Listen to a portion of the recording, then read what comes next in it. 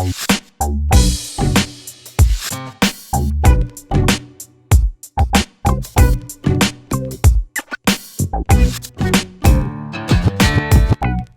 American Go Association. I'm Chris Garlock, managing editor of the AGA e-journal, joined once again by Michael Redmond, 9-dan professional. Today, Michael will be reviewing a game he played in the Kisei tournament against Kuwabara 1-dan. As always, before we get started, I want to thank all of our AGA members. And if you'd like to support this content as well, please consider joining the American Go Association at usgo.org. All right, Michael, I am very, very excited. We are going to be getting back, as we mentioned in our teaser, to some more AlphaGo games, but we're going to do a little Redmond review here of a game that you played recently. So yeah. Human versus human. Wow. Yeah, so you get to see some mistakes. Yeah. Not from you, those AlphaGo games, yeah, they're pretty hard to understand sometimes. So in this game, it's in the Kisei tournament, and it's the FT, which is the first tournament, and I have to win something like 5 rounds in all. I think it's about 5 rounds at least to get into a league, which is going to be the lowest league is going to be a C league, and then it goes on to after that. If you win the C league or if you come second place or something, you get into B leagues, and there's 2 of those. And they're sort of parallel. And then there's an A league, and there's a S for special league. But the winners of all those leagues, yeah, it's really complicated. But it turns out the winners of all of those, there's 4 or 5 leagues there, if you count the 2 B leagues separately. But all of the winners get a chance to be the challenger of the title. So it's a paramath time kind of thing where the winner of the C league plays against one of the players from the B league. And I don't really remember exactly how it's set up. I think if you get up to A League or maybe the S League, the second ranker in the league gets a chance to play in this final tournament too. Okay, cool. So what can you tell us about Mr. Kuwabara? Well, you can see that he's the Shodan. It just means he hasn't had time to promote. The promotion system has become very strict now, and most players will promote just on the number of tournament wins. So he needs to have 30 tournament wins before he can promote to 2-dan, which, like if he's doing fairly well, it would take 2 years, I guess, unless he's doing spectacularly well. But otherwise, like if you challenge a title or if you're in one of the final round robin leagues, so I think that would probably be the S League and the Kisei, but I'm not sure. Like it would be one of the leagues like in the Meijin or the Hoinbo would be a league that would qualify a player to be a 7-dan. And a challenger to the title would be then an 8-dan. And they differentiate between the titles. So it is a fairly complicated system. But if you do well in the tournaments and you challenge the title or get up there in the ratings, then you do get promoted to a higher rank. It's all right, folks. There's not going to be a test on this, so not to worry. What are the main things we're going to be looking for in this particular game? Yeah, well, it's an opening in which I'm thinking a little bit about AlphaGo, but I'm not actually doing the AlphaGo moves.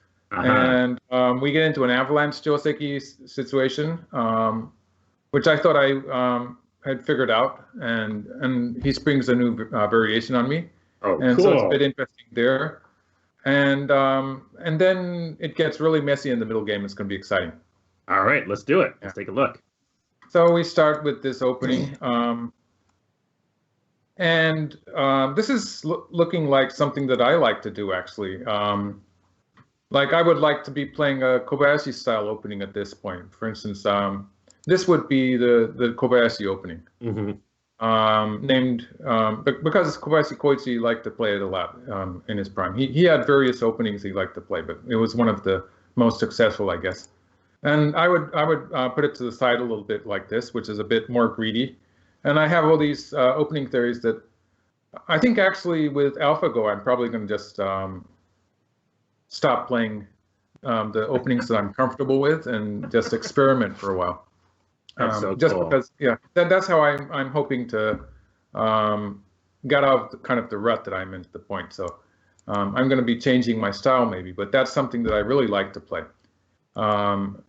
And And so I play the attachment underneath.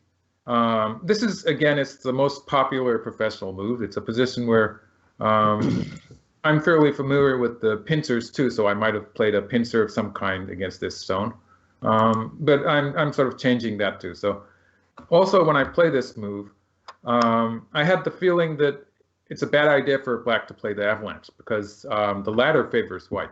And I'm going to be talking about that ladder later. So okay, cool. Just remember that there's a ladder that favors white, which makes me think that maybe black should be playing here, which is my game plan at this point was not to finish the joseki and play away in the upper left corner and see what happens, because in some cases white will want to pincer on the right side, and sometimes white will just not play the joseki. And I thought it was going to be exciting just to try playing this way in this game.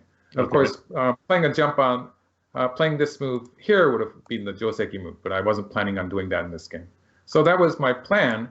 But my opponent did play the nadar. So now I'm going to show you why the nadar is bad for black when the ladder is bad, or at least why I thought it was bad for black. Because at this point, black would like to be able to extend. So right. This extending move depends on the ladder. Because if white curls here, white is threatening to capture black in a ladder. If black cuts at this point, white's going to capture in a ladder. So right.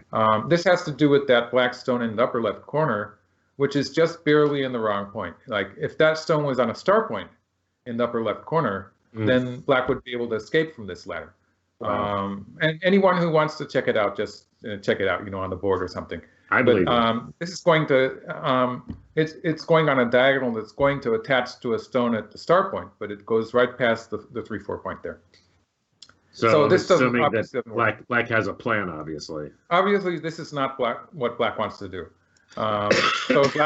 But if black extends here, just to go back to the point where I have curled here, if black extends here, then white will be able to play here, and this corner is a win for white. Like this is a move worth remembering for, especially for few players. But white wins the semeai with this move. And so black cannot extend. This move is not possible, so black plays the kaketsugi. And okay, just to go through a traditional, originally this was one of the joseki. It hasn't been played very much recently. In this case, I think it's a fairly even result. Oh, I remember this one, yeah. It used to be a joseki. No one really plays it very much now. I think in this board position with this white stone reducing the value of black's wall, it's probably playable for white too. But like it went out of fad several decades ago. So it's sort of ancient history now. It's not even one of the moves that was wiped out by AlphaGo. So playing here is not very usual. White usually covers on this side. And in this exact fight, like if anyone who has a joseki book could look at this, and the first few moves here, you could say they're the same. And also it doesn't really matter what the order of moves here. It's like I'm playing the extension here in the center a bit later than most players play it. But the order of moves, like white could have started with extending here, and it's probably going to be answered by black here anyway. So there's some slight differences in the order of moves here that in most cases will not make much difference. But you're always in a dangerous zone when you're playing a complicated joseki like this, because there's a lot of variations that I'm just not mentioning that don't really matter to me very much. And I wanted to ask you about that because in amateur play, usually you'll see people sort of spring these on you. They memorize the joseki, and it's particularly this one. There are so many ways to go wrong, right? I mean, you can just crash and burn so easily. But as a professional, what do you think? Well, in my case, it's sort of my job to know all of these variations. And if there's something that I don't know, it's worth it in any case to just fall into the trap and learn something from the game. Good. Because I'm going to remember it, hopefully. Yeah. The problem with weaker players is that they fall into the trap and then they don't really remember they don't have a solution to the problem. Right. And maybe they actually forget the details and just remember that it was a bad experience. And Right. so that would be no good. But provided I can get one answer of it, then a tough game will be worth it, I think. Okay. Because I can get into trouble without playing difficult joseki. I don't have to. I don't have to do that to get into trouble. So whatever happens, you can't really expect to win in any case from the beginning of the game. So let's see, where are we? So now I capture the corner. Oh, sorry. I better use the move tool. Yeah, I capture the corner. Yeah, that's where I was. And so this is the testing. Right. To sort of squeeze white. Like in some games, black is actually played here, and this is sort of almost a joseki variation. This leads to a different kind of fight. But this is the usual move. It looks like a kind of a geta, a net. In actual practice, white can and probably will escape here. Right. And so this happens. And we're going, so far, everything is going as planned. Like this is supposed to be good for white. So I'll show you what I'm going to be calling the old variation. Okay.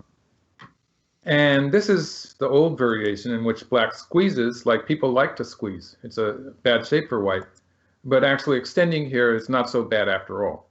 And black will extend on the side and white will play in the center. And in the result here locally, white has two key points, two vital points to aim at. The white can play at A to take away black's eye space, or play at B, which is also a vital point in black shape on the lower side.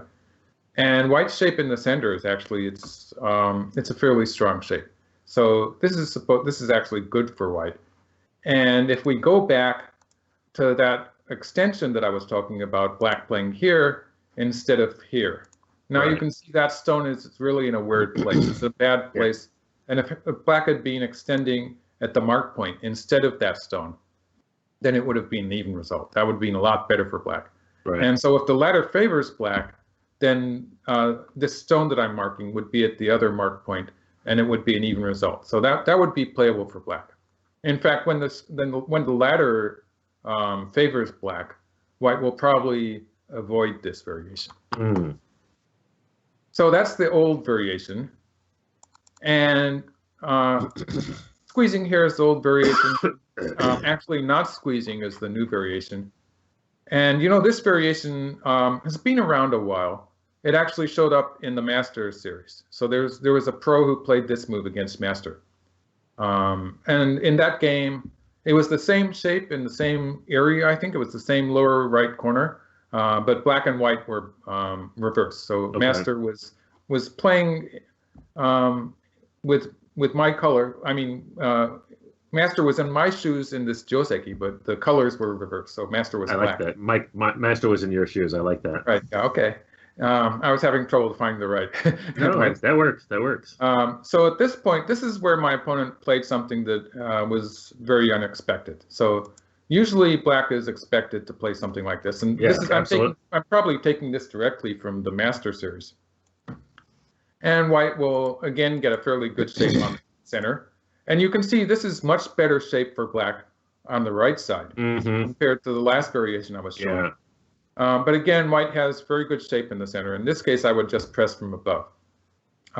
And black, again, is open on the side, so it's going to be difficult for black to make eye space. This looks on the lower side.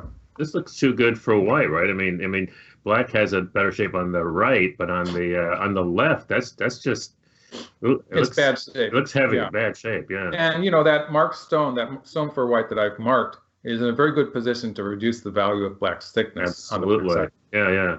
So this is probably good for me. And so that's basically the reason that I was not expecting my opponent to play the Avalanche joseki. Because I was expecting something like this, or maybe, you know, if my opponent was going to play the old-fashioned joseki, it would be something like this. In either case, I was going to be happy with this variation. So my opponent played here. So when black plays here, black's going to be closing off the center of the board and trying to get a big scale moyo somewhere in the center or the left side of the board. Just sacking that whole right side?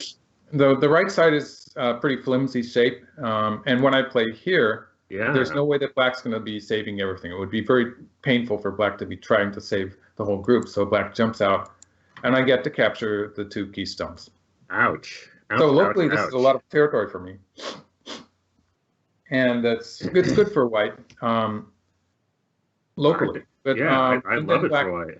and black plays on the outside. So black has this outside influence. Consistent. Yeah, and there is a problem here. For instance, let's just make a variation. White would like to be looking at this kind of weakness in black's outside wall, but it's not as serious as you might think, because when this happens and we get a co-trade, there's going to be trouble here because this becomes a forcing move, and I'm going to lose that extra group in the center.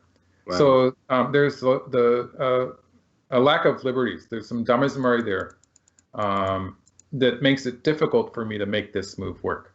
So I have to be careful about that.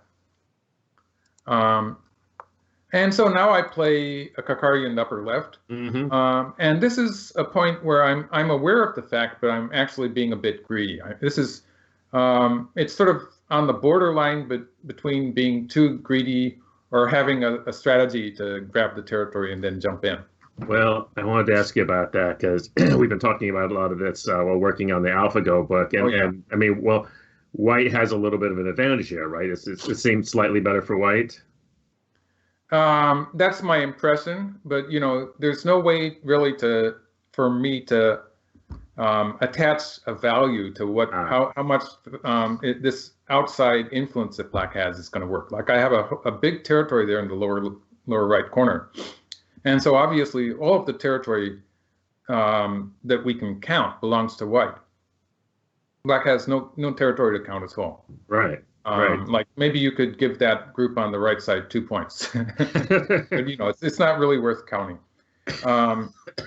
And so it all depends. Everything depends on how much that thickness works, or is it actually thickness after all? So it's a big question of how well the black can manage to make a moyo.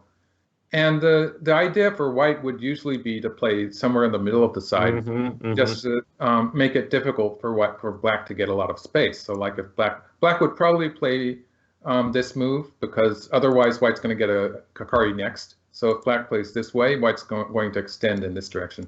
And we can see that white is reducing the value of black's thickness by making this group right smack in the middle of things. Is that what AlphaGo would do? I'd have to ask. There's no way I can ask AlphaGo, but that's what I would like to do.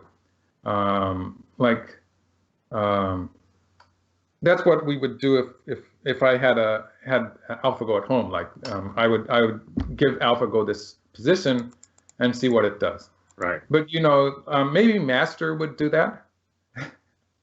But I sort of doubt that Zero would do that. Zero really likes territory. So like with Master. Master was playing a very balanced game and usually playing for the outside thickness in the very start of the game. And this is the kind of move that I might see Master play. But Zero would go for the territory. So maybe it's these Zero games that I'm doing that sort of led me in that direction. But it's also my style. I'm trying to do something fancy here, I guess. Black obviously will play the pincer. There's a number of places black could potentially pincer. And then I play again a Kakari.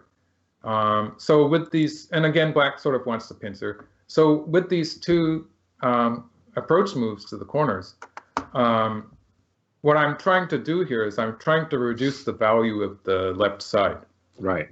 And so if I can reduce the value of the left side, and you're going to see me try to get some profit in the upper left corner, and then that actually reduces black's moyo to the lower left area. So there's a big block of moyo there, and if I can find a good way to deal with that, then I should be able to establish a lead. So that was my game plan here. I like it. Good plan. I approve. Well, it's a dangerous plan, but I have it sort of. I have a few moves in the future worked out. Like this is actually one point where black had a lot of options. A cross cut like this is always difficult to read out. The most common moves for black would be an extension in the center, or this extension that black played. Sure. And I'm not really sure how it should have turned out, but this seems to be the safest move. And white plays here. This makes semeai of A and B. And usually it's pretty bad for black to allow white to squeeze from A. Like white will push on the top and squeeze from A. So black extends here. and white plays here. And this is what in any joseki book you would find this as a basic joseki. This is usually where black plays here and white plays here. Something like this can sometimes happen, in which case white can capture the corner.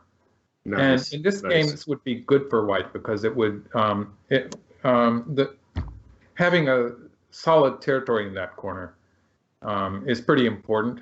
Like black not playing this exchange, starting with this move in this game, I think it works because that corner in the upper left corner, that upper left corner is not 100% white's territory. Like if black adds a move to that stone, black's going to be living in the corner, and that makes it a bit less safe for white. For the time being, of course, if black lives, let's do that variation too. Like if black lives in the corner, it's going to be really easy for black to live in the corner. Maybe something like this and something like this. There is a problem here in that we're seeing this stone here is now connected to the white group, which means that this stone, when it moves out, it's going to be attacking black. And so I would probably continue with something on the side. And you can see, although black's reduced the corner, I'm getting the side back. So it's not a disaster for white. I think something like this would be playable because black's getting thinner on the outside. Right. Like as I said, that the white stone is connected now. So this is something that could happen at any point in the game, but for the time being, it's not going to be effective for black.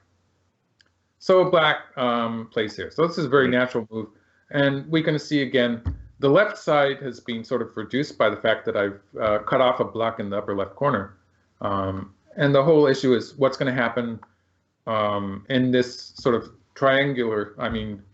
rectangular block here, almost a square in the lower left side part of the board.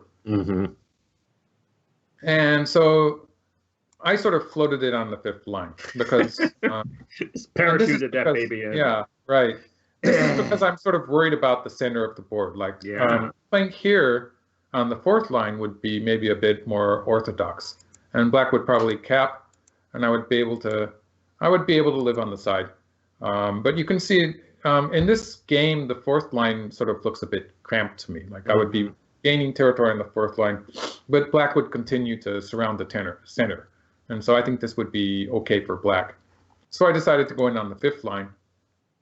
And obviously, if black is going to try to come from above, from the seventh line, it's going to be a bit different. Like if I can get this, this is going to be very similar. I might try the hane here, and if black cuts, then there's all sorts of trouble that's going to happen with black because black has to worry about the bad aji on the left now.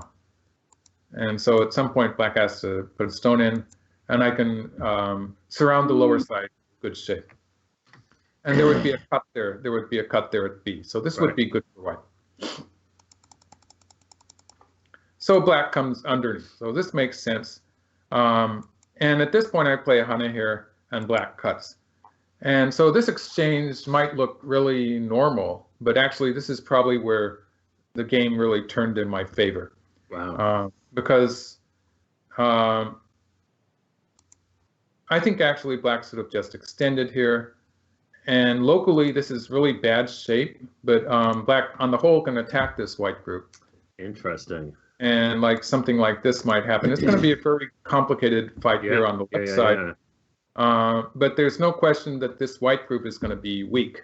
Actually, black might change that a bit. Black might come down here. That might be better. Okay. And then like something like this could happen. But we can see that black is probably going to be surrounding territory on the lower side while attacking this white group. And white's going to be weak for a long period of time. So this would be a position where black has potential to catch up in territory by surrounding the lower side. And black will be in an attacking position for a fairly long period in the rest of the game. So let me just ask, I think what's probably a very stupid question, but I mean, I assume that Kuwabara had read all this out, and I mean, I would just cut because, right? Yeah.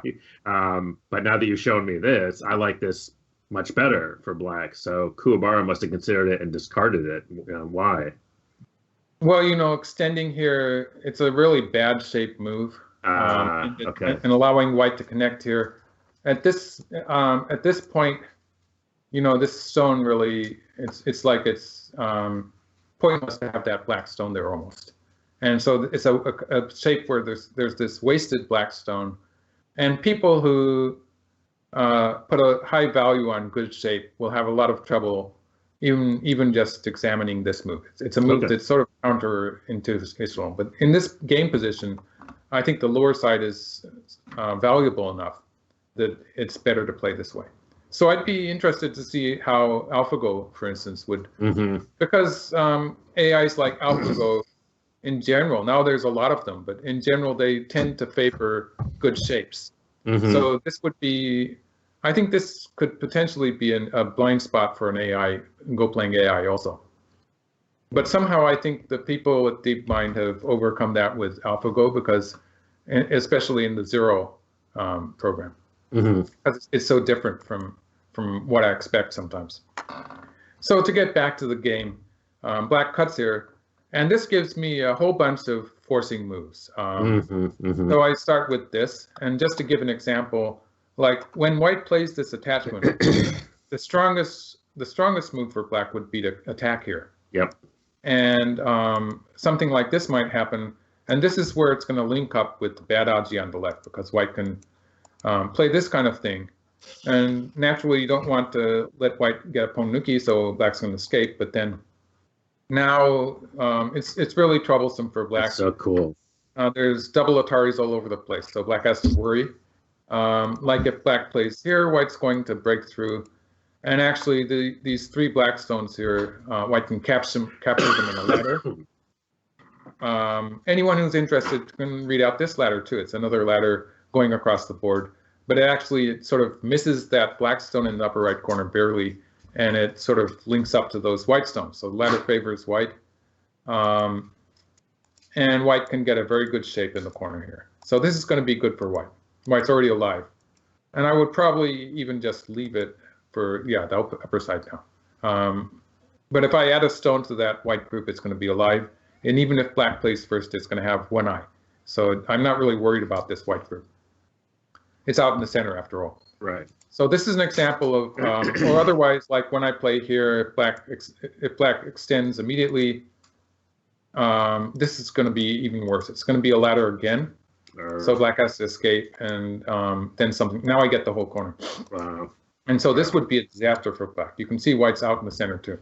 Yeah. So this is an example of some of the bad things that could happen. Hopefully not in a professional game, but a lot of bad stuff there after that exchange with A for B. So black gets rid of that potential with this move. But this gives me an extra move on the side, and you can see I'm going to be able to make some kind of shape here. Doesn't black's move kind of bolster your argument for your sequence? Because in your sequence, black is playing towards that corner anyway. You're talking about this, right? Uh-huh. Yeah. I'm pretty sure this would have been better. Yeah. And my impression is that he was just the shape seemed to be bad for him or something. Yeah, no, that's understandable. So maybe he didn't think it out very deeply. So this is already, I think it's starting to look good for me. And it's a vulgar shape, like you're not supposed to play the double attachment here. But since I'm looking at the black group on the right here, there's a saying that Chochukun had about invading moyos. He said that you have to attack the weak points in the moyo, and that's something that I really like. A quote from Chochukun that I really like, because when you invade a moyo, when you're fighting inside your opponent's sphere of influence, you have a tendency to get in a kind of a defensive mode. But it really makes a difference if you can find a relatively weak part of your opponent's moyo and start to attack that, and then your own group is not the only weak group on the board. And so in this case, I'm trying to do that with these black stones on the right here, because they don't have a base, of course, they're not alive.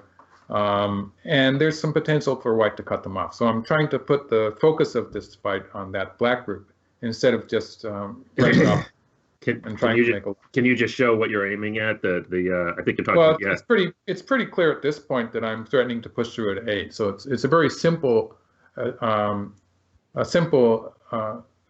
thing that I'm looking at. But also, even after black plays here, for instance, after I establish a fairly strong group on the left, I'm going to be able to play here, and black plays here, and then play here.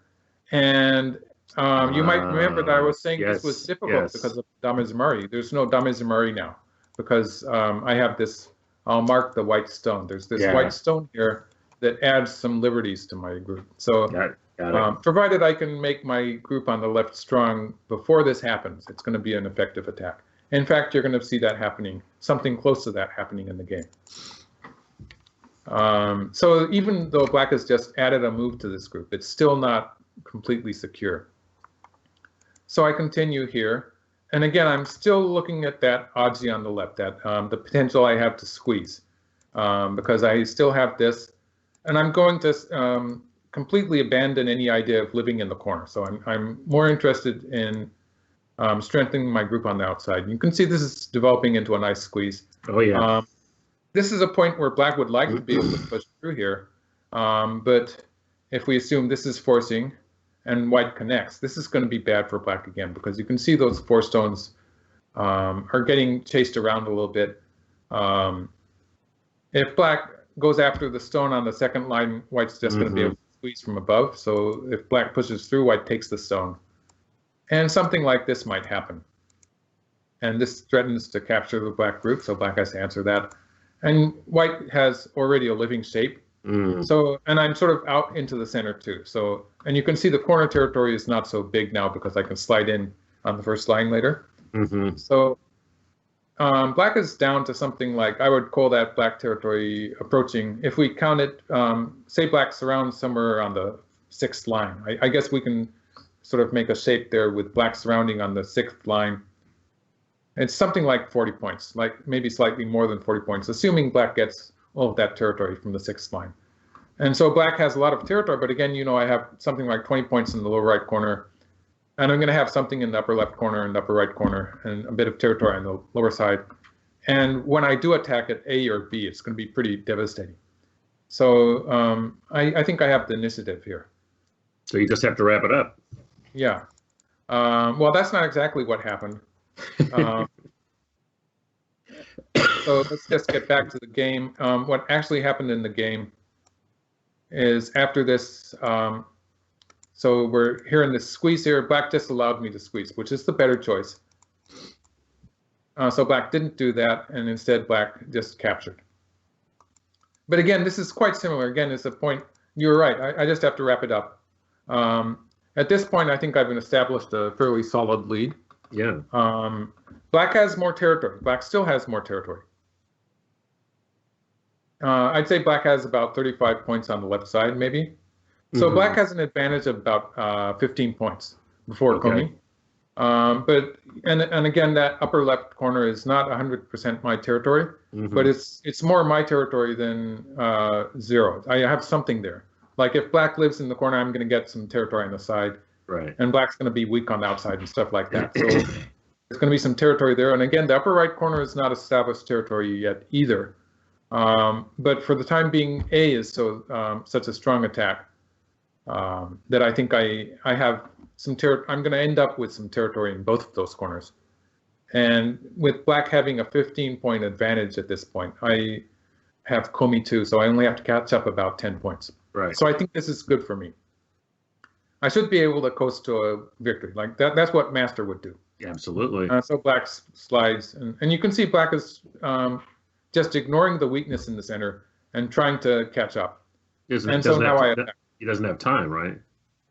If he doesn't have time to if he plays a defensive move, I'll just take a lead in the territory. Yeah. So black, but black's in trouble here. I force with this move, and I play here. There is something I have to be careful about, and I was sort of aware of it. I was aware of it, but at some point I think I sort of forgot. So this is a point where it gets sort of strange. By playing this exchange here and giving black the bamboo joint here, I am reducing my eye shape on the left. And so I was perfectly aware of that at this point, but it comes and bites me later in the game. So I was a bit careless there.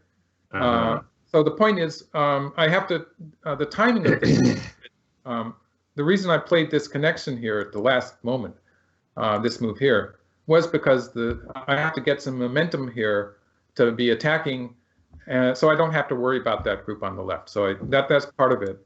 And so you can see I'm counting it in at this point. And I have this co-threat here. And now, again, with this move, again, I'm thinking of the group on the left. Like it would be more normal to be pushing through here and cutting. Sure. But actually, I was worried about this. And you can see when black plays here, black has already a bamboo joint shape there. There's the peep below that move that's forcing white to connect on the lower side. So like, for instance, what I'm trying to say is if white plays here, black can connect with center, and this is going to be a dangerous fight for white. Oh, yeah, that's painful. So I'll probably answer on the left. I could have done this, but you can see that the white group on the left is now an eyeless group. So although black has to run out in the center, and also I have gained a lot on the right here, the point is I'm gaining from a living group on the right. That was already a white territory. And for a while, I'm going to have to be running away with this group on the lower side. And I don't really get the feeling that white is attacking black. I think white's getting in a bit of trouble here. At this point, even this variation is probably good for white. So like AlphaGo would say, what's the problem, you know? Probably. But it looks like white's not doing as well as white should be doing. So that's why I discarded this move and I played this move. Well, yeah. No, I was going to say that another factor, I don't know what the time was like, but that, time in a tournament game is certainly a factor, right? Oh, well, my opponent has had a bad day so far. So my opponent is running out of time. Actually, I was just coasting along. I had something like almost 2 hours left out of 3 hours. Wow. Okay. So a complicated fight is not necessarily a problem for you in terms of time. You're going to see something happen from here, but yeah. So at this point, my idea is that I'm strengthening white's group on the outside, and I'm going to let black save that group with this hanami-ko. It's a flower viewing ko. Like white's going to lose only 1 point here, and black is going to have to fill that dame point to save the group. So, and I'm going to get something extra in the center. Okay. So that's my plan at this point. And you're going to be surprised at how fast I forget that, but that was my plan. And again, you can see that white's group on the left side is losing eye space. And this is where this move here, it was like I wasn't thinking at all when I played this move. So this is where I think I got really careless. What I should do is just connect in the center. Now, this is actually, it's a very important move which stops black from cutting here, which is what happened in the game. So it's very important in that. And also the fact that when white plays here, white's starting to build some potential territory in the center of the board. Okay. And black will probably connect the ko. Otherwise, it's going to be a very one-sided ko. And so white gets to play the pincer on the upper side. And something like this might happen. And you can see there's a little space there in the center that is sort of developing into a white territory. Black's going to have to save that group in the upper right. It's not alive yet. And in the meanwhile, I'll be surrounding territory on the upper side. And Easy. so I don't even have to worry about that upper left corner, which is still not 100% white's territory. But it doesn't really matter at this point because I'm probably going to get some territory in the center of the board too. Wow. Yeah, A is such a beautiful move. Yeah, this is it's an easy win. I think that like an AI would probably be giving me something like 70, a value of 70 or something at this point. So it's a established advantage for white. But what I did, so I pulled back here, and once black cuts here, wow, I think this is probably still good for white. But it's a very dangerous fight now because black is looking at the Damarzmari with those 2 white stones. And also black is threatening white's group on the left. So just to make a point here, it looks like white might be have some potential to connect or something on the lower side, so I'll make a variation. You might think that white can escape on the side with something like this. But in actual fact, any move in this area is going to be forcing for black. So let's just forget that move and black play. Even if black plays something like this, black has a forcing connection. So the point is that, for instance, even this move would work. This is forcing, and so black will be able to cut white off here. So there's very little potential for white to do anything with a move like this on the lower side, because it's an area where black has some forcing moves. So that means that this white group on the left is probably has one eye at the best. It already has one eye if I want to make one eye, but one eye is not good enough. Right. And usually, but you look at that black group, it looks so cramped. You would think that any kind of semeai would be an easy win for white. It should be an easy win for white. Like white is on the outside and black is on the inside. And so at this point, white has a great advantage in any semeai position. Right.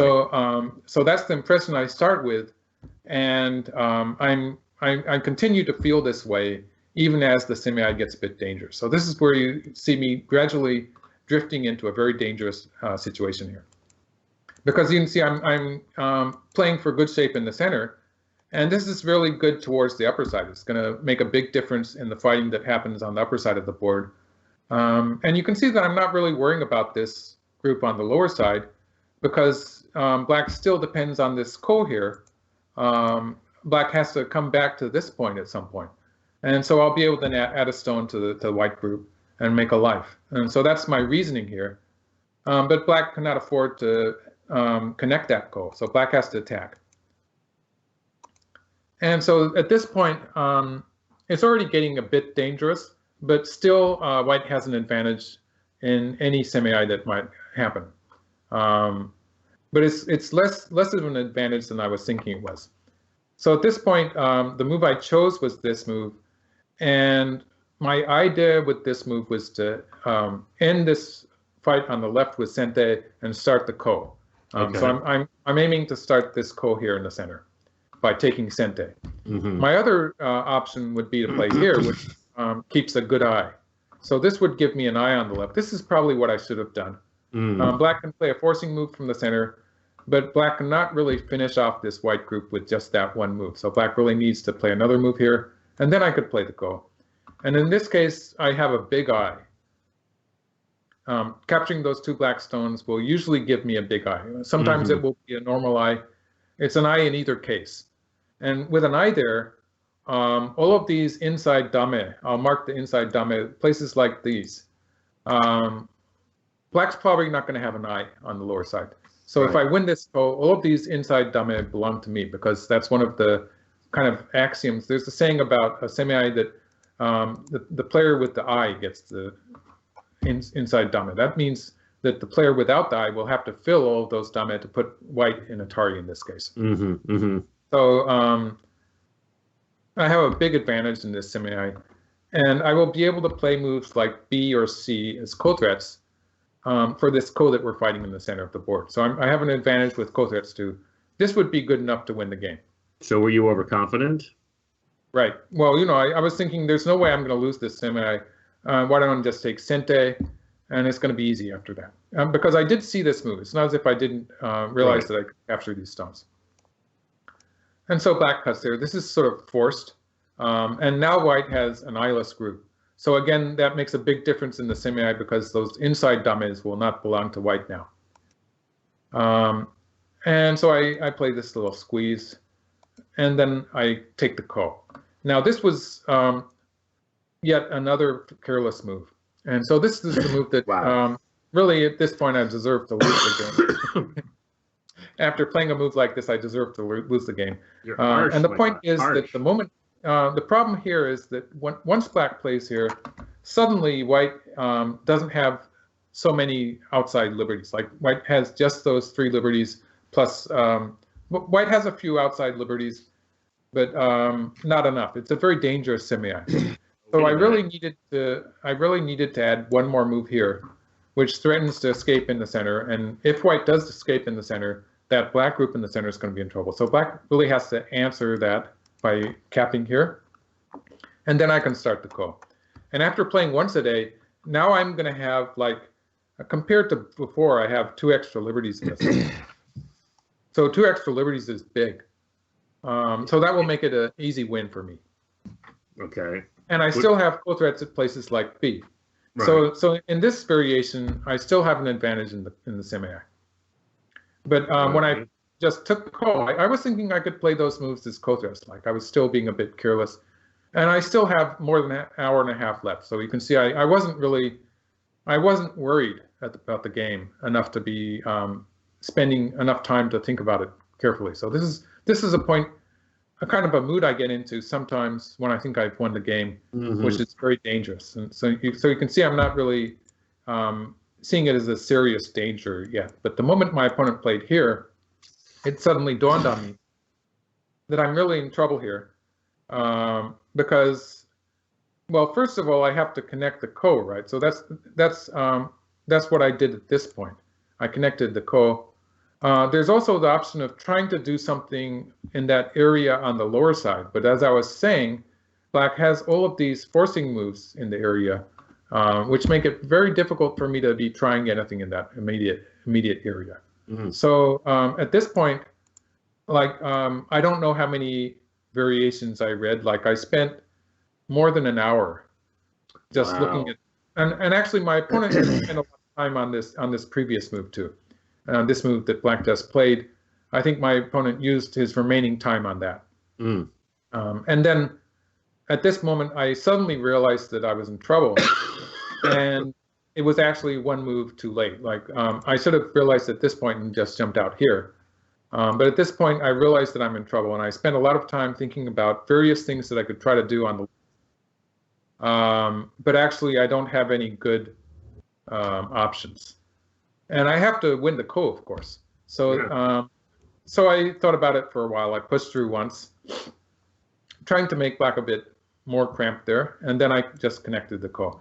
So I spent about an hour before this move, and it was a lot of variations I read. I can't really number them, but it's a very complicated position here, and all of the variations that I could read out ended in Black winning by one move. Wow. Because the thing that you were saying before, when you had the eye, then the liberties belong to you, but now you don't have an eye. No, I don't have an eye. Black can just, and actually Black can make an eye. In this case, it's pretty good for Black to be making an eye on the lower side, which it'll lose a few moves. Black will be using a lot of moves to make an eye on the lower side. But in the meanwhile, he will be gaining all of those inside liberties. So we'll see that happening now. So at this point, I've sort of decided that I have no good option, but I'm just going to play it out now. Fighting spirit. Yeah, and this is the point where Black went wrong because Black immediately connected here. And I think he should have had that read out, but maybe all that time I spent troubling over my move there, maybe it gave him some time to forget his reading because this actually, it's a move that fills one of Black's liberties, and I'm going to try to show how that happens because I'll show you the correct variation first. This is how Black should have played, threatening to save these two stones here. That Black's threatening to save these two stones. So White has to play something to capture the two stones. White can push through here once and then play here. And now Black's going to make an eye. And the fact that those two Black stones, let's mark them again, these two Black stones are on the board. It means that even if White, eventually White will have to take them off the board. White's going to have to capture those stones at some point. Sure. So we'll see that even though White plays this sequence and then plays here, even though White cuts off Black at this point, having those Black stones on the board, it means that eventually White's going to have to take them off. So there's a one move difference there. So at this point, you see White does need that one move.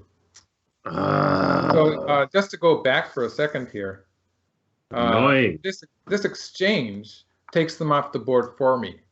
And it turns out it's not actually extending Black's liberties at all. So that's why Black should not have played it. So in this variation, White's going to have to eventually use a move to take those Black stones off the board. And let's just play it out to see how it turns. because white's going to have, again, you can see this is a demonstration of the fact that when black has an eye there, white's going to have to fill all of these inside liberties to put black in Atari. And in the process, white is filling his own liberties. So you can see I've lost by one move here. Amazing. That's just amazing. Wow. And like, this is just one of did not many see that variations. coming. But at this point, I had that all read out. It's a lot of moves. But like that variation I just showed was almost 30 moves, but it's pretty straightforward. And then there was you had read that. You had read that out. You knew that. I'm pretty sure that when my opponent played here, my opponent probably had read that sequence out too. Okay. In fact, after the game, I asked him, wasn't that the losing move? And he said that although he had read this move out too, at this point he had kind of delusion that this would work also. So it wasn't that he hadn't read this variation out. And there's a lot of variations of it, like there's different ways I can play. Whatever I do, just believe me, I'm going to lose by one move. Yeah. So this actually, having these two black stones taken off the board, it's given me an extra move. And having that connection there, although it sort of, this shape here, since it's so straight, it looks like it must be good shape. It turns out it hasn't extended black's liberties at all. So this, I was very lucky here. The moment black played this move, I realized that I'm supposed to be winning now. Right. And so I hadn't actually read this very deeply. Like I hadn't read all the variations, and I was running out of time now. Right. Because I spent so much time worrying about the fact that I'd messed up this game. But yeah. Well, but also you had read out all those and you lost all those, so you had kind of, like you said, you were short, but you wanted to play it out. Yeah. And then he makes the move that works for you. Well, I know that this is fill the black liberty, so logically I know that I should be winning by one move, but I hadn't actually read it out because I knew this was a bad move for black. So I hadn't really looked into this variation. I was looking about what I could do when black played correctly. So I hadn't actually read this out until my opponent played it, because I knew it was going to be good for me, or at least it was supposed to be good for me. Now, whatever black does, black's going to have to make an eye now, because even a joseki is going to be bad for black. Black has to make an eye and win the semeai. But like, for instance, this would be one way for black to make an eye. But when black makes an eye, and this is actually the best way to fill white's liberties also, because throwing in here makes it easier for black's just going to have to play at G1 now to fill the final liberty on the first line there. And so let's go through this semeai. It'll demonstrate how black makes this eye, but you can see that the liberties fill up a little bit when black is making the eye. So that sort of evens out. And again, because those two black stones were taken off the board, I can play this and just take sente, and we'll fill the liberties just to see what happens. And now I have two liberties for my group, and I put black in Atari, so I'm winning this semeai. Woo! Makes sense. Miracles do happen. And so in the game, black plays here, and I play a hane here. This is a key point, and I throw in. Again, this is a key point. And what, like if I just connect here, this becomes a key point for black. And this would be bad for white, because the reasoning here is that these 2 points here don't have anything to do with black's eye. Like in the variation I was showing you before, this variation, all of these moves were forcing because black had to answer to keep the eye. Whereas in this variation, these 2 points don't have anything to do with black's eye. Right. So I'm going to have to fill those liberties on my own steam. So we'll see that happening. And black's going to win this semeai. So you can see now I can't put black in Atari. And so there's a lot of liberty-filling moves, but all of it is happening in these first few moves here. This move would allow black to connect here, and black has 2 extra liberties. So there's a kind of a logical understanding that this is supposed to be bad before I actually read out the liberties. And of course, semeai's fights to capture are pretty simple, actually, because all you have to do is count the number of moves a player has to play to capture the opponent's group. Yeah, of course. So it should be really simple. easy. So it all happens in these first few moves. Yeah, the problem is that people get confused and they don't bother with counting the liberties. And then you don't know what's going to happen, of course. Right. Right. Yeah, So the throwing is very clever. It's a very important move. The trade-off is that black has created a kind of a ko shape here, and so it's not going to be an outright win for white. It's going to be a ko. So we're going to see that happen. This is the game sequence. Oh wow! And at this point, I start playing the ko, and black has one ko threat, and then I connect. I could have played that ko a bit earlier, but it doesn't really matter. So now, if black continues locally, black's going to fill a liberty from the outside. I'm going to take the ko. Black is out of ko threats, and I play an Atari here. It's a direct ko, but I have this local ko threat here. Oh, right. So locally, white has already won, but it's a direct ko. Black needs a ko threat somewhere else, but like there's no ko threat for this ko. It's too big. So what black does, it was a bit late maybe, but black started making ko threats. So the upper left corner is not going to be big enough, but I would like to have black start the ko in the lower side before I die on the upper left. Like I'm willing to sacrifice something in the upper left, but I really want black to start the ko first, because at this point, if I start killing this black group, I need to play two moves. Like after this trade, black gets another move on the upper side. So this would still be a fairly difficult. It's probably good for white, but it would be still complicated. Mm. So in this case, black has played three moves. I'll mark the three moves that black has gotten. Black has played three moves in return for this ko. So I really want black to start the ko. For instance, if black starts the ko now, let's do that variation. Black's only going to get two moves, because if black fills a liberty here,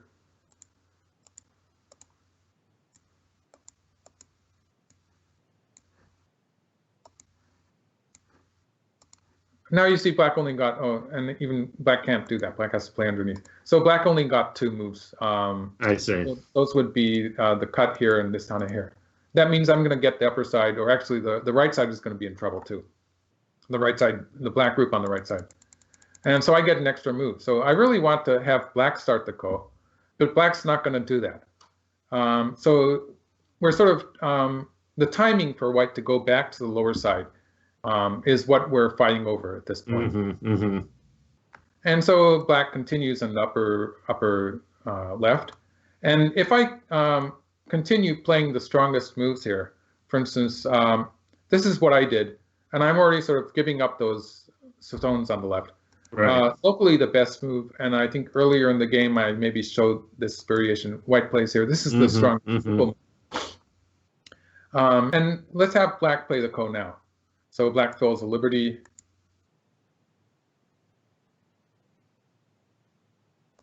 Even if black just does that, it's going to be a more effective two moves. Like in this variation, the whole white group is in danger of dying. Or we could go even further and have black start with a cut here. And now look what happens. Black fills the liberty, and white goes after this group on the lower side.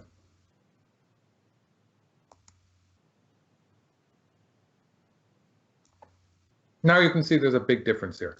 Whoa. So the longer I continue to answer black in the upper left, the more dangerous, the more I stand to lose. So at some point, I have to go back to the lower side. Mm. So this is so with this move, I'm reducing the value of a black ko threat. And when black cuts here, I'm just going to, this is where I return to the lower side. So the value of this move, I was really proud of this move, but at this point, I've come far enough that I'm not going to mess up after this, even though you kind of got your sea legs back there. Right. Yeah.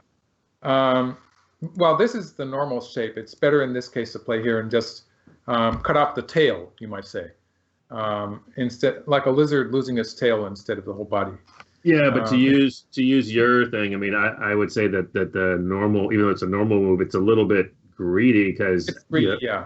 Yeah, so because there's this ko on the lower right. So this is, I think, in the context of having this ko pending on the lower side, this was a very good move, though I say it myself. Well, it's also, I think the other thing, Michael, is that it's also saying, black is entitled to something for that Mhm. co-fight, right? If you get the group and get everything out, Mhm. that's not really fair. Right. And so black has played two moves upper left so far. And so again, since white started the ko in the lower left and the lower side, since white finished that without black starting the ko, black is getting three moves. So it's these two marked moves plus one more. But black actually needs to add a move to the upper left because I put an A on the board. That's white can slide at A and make a lot of trouble in the corner. So black has to add one more move here.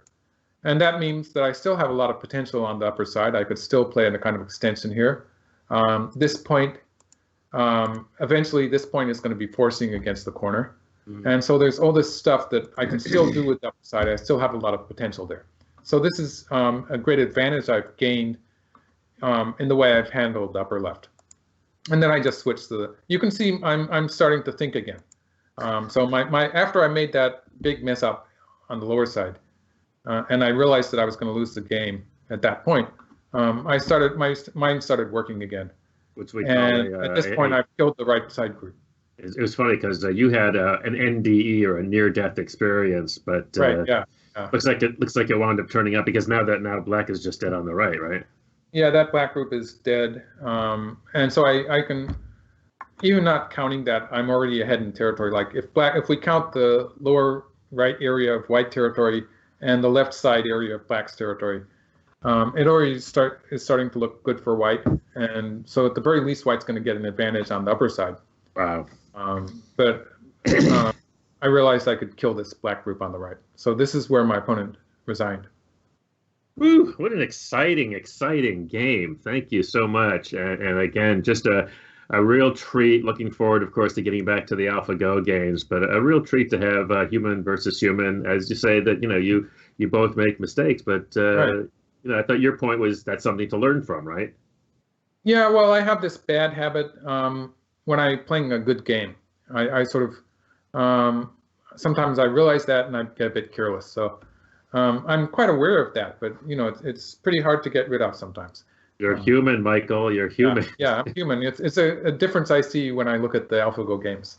Yeah. All right. Well, thanks as always. And one last thing before we go, I want to give another big thanks to our AGA members who make videos like this possible. And if you'd like to support this content as well, please consider joining the American Go Association at usgo.org. We'd really appreciate it. And we will see you all next week.